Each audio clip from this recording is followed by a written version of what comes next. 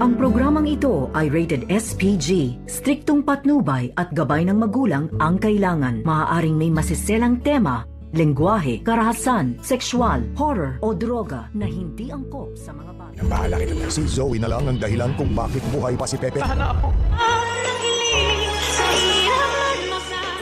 Narito na nga ang ating pakaabangan sa abot kamay na pangarap. Nang marinig nga dito ni Zoe ang pag-uusap ng kanyang ina at ito ngang si Balahadja na pinapauwi nga itong si Zoe kung saan ay sila na daw ang bahala ni Balahadja dito kay Tanda.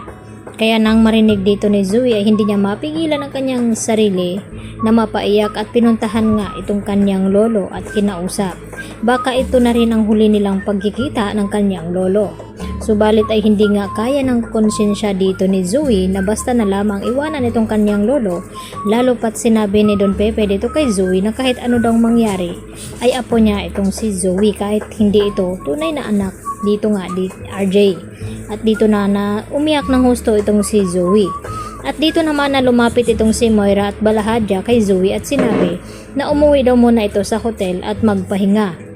At dahil dito napag-isip-isipan ng husto ni Zoe na gusto niyang isama itong si Don Pepe. Subalit hindi nga sila makakatakas dahil dito kay Moira. Agad naman na hinarangan ang pag-alisana ni Zoe at Don Pepe at dito na tinutukan ni Moira ng baril ang matanda. At dito na rin na nagmamakawa itong si Zoe sa kanyang ina na wag daw tapusin itong kanyang lolo. Maawa na daw siya dito dahil matanda na.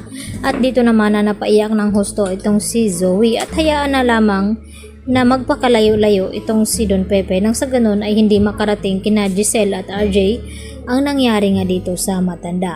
Samantala, naikwento nga dito ni Lynette dito kay Annalyn na tumawag daw itong si Zoe dito kay Carlos Benitez at ang pagtawag na daddy dito kay Carlos. At gusto ngang makausap dito ni Lynette itong si Zoe na kung bakit natawag niya ng ama at kung bakit humihingi ng tulong itong si Zoe.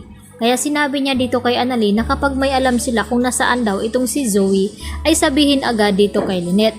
At naikwento din dito ni Annalyn kay RJ na tumawag daw di umano itong si Zoe dito kay Doc Carlos. At hindi lang iyon dahil tinatawag daw ni Zoe na daddy itong si Doc Carlos. Hindi naman pwedeng magkamali ito dahil malayo ang RJ sa pangalan na Carlos. Kaya mas lalong nagtataka itong si RJ na kung anon ba ang nangyayari dito kay Zoe. Lalo pa ngayon na may kutob na nga itong si RJ na magkasabwat itong si Moira at itong si Balahadja. Dahil suspect na nga ngayon ng mga pulis itong si Balahadja dahil sa mga patong-patong daw na kaso na ginawa nito. Kaya naman, sinabi ni RJ sa mga pulis na walang duda na ang kasabwat ngayon ni Moira ay walang iba kundi itong si Balahadja. Lalo pat sinabi dito ni Annalyn na nakita nga nila ni Regan itong si Balahadja doon sa hotel na kung saan doon nakatira itong si Moira at yung araw na yon yun din ang pagkawala dito ni Don Pepe dahil makipagkita sana itong si Don Pepe dito nga kay Moira. Kaya mas nadagdagan ngayon ang kanilang pagdududa na baka may kinalaman talaga itong si Moira at lalo pa ngayon na palaging nawawala itong si Zoe at hindi pumapasok sa kanyang trabaho. Kaya baka itong dalawa nagkasabuatan at may kinalaman sa pagkawala nga dito ni Don Pepe at hindi naman titigil ang mga ito na hindi daw nila matatagpuan itong kanilang ama na si Don Pepe. Dahil yun nga ang ipinapangako ni RJ kay Giselle na gagawin daw niya ang lahat na matagpuan lamang itong matanda. Kaya yan naman ang ating patuloy na pakaabangan kung kaya nga bang pakinggan ang pagmamakaawa dito ni Zoe kay Moira na wag ngang tapusin ng tuluyan itong buhay ng matanda na si Don Pepe. Dahil napamahal na rin ito kay Zoe. Yan po ang ating patuloy na pakaabangan mamaya mga kapuso. Dito lamang yan sa Abot Kamay na Pangarap. Yan lang po at marami pong salamat at huwag niyo po sanang kalimutan i-like at i-subscribe ang channel na ito. Hanggang sa muli. Bye-bye!